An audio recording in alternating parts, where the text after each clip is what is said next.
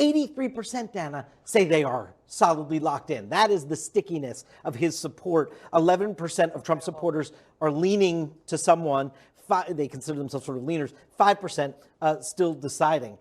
And as you know, one of the main arguments that we're hearing from candidates not named Trump is that he can't win. And that argument is falling on deaf ears with this New Hampshire Republican primary electorate. Look at this movement.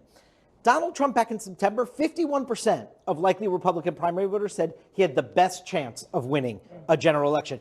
That's now up to 57%. So he's up 6 points on electability. Now, you cover Donald Trump for us. Let's just pull up some specifics when we look at the person who is still far and away the front runner in New Hampshire, just like everywhere else.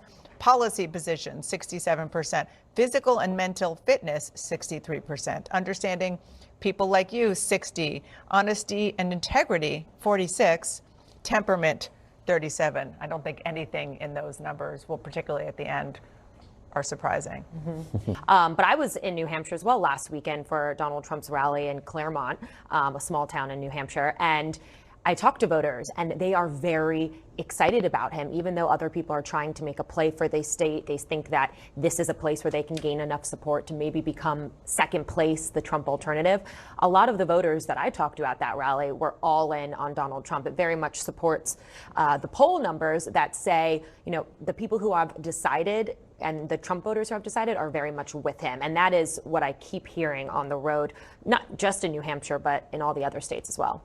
There are many reasons for that. I mean, you know, you talk about all these economic statistics that are so good, and that's what President Biden's talking about. But let's just talk about disposable income for a second here, right? How much money folks have to spend on things.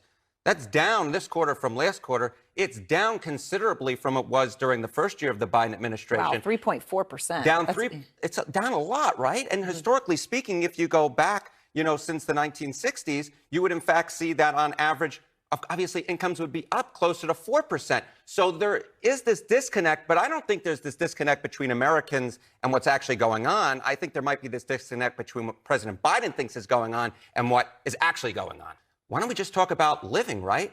Talk about rents. Rents are way up from where we were a year ago. How about mortgage rates? They're way, way up from where they were a year ago, and they're far higher than you usually see the yearly changes on average. Mortgage rates up 11% from where we were a year ago. The average is just being up 1%. So Americans are seeing what's going on. They're comparing it to what the average is going on.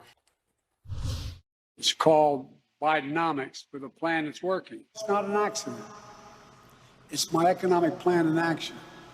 It's Bidenomics. That's the American dream. That's Bidenomics. All right. You went and found, when he first started using the term, started looking at numbers, approval, since he started using the phrase. Is it working? No, it ain't working. I mean, you know, since he was using it in June, back then his economic approval rating, according to Quinnipiac University, was a little bit north of 40%. It's now in the 30s. This is, you know, 37% approve of Biden's job on the economy. So his messaging isn't working. And the reason his messaging isn't working is because people aren't listening to what the president's saying. They're looking at what's in their own pockets, and they feel the economy isn't doing so swell.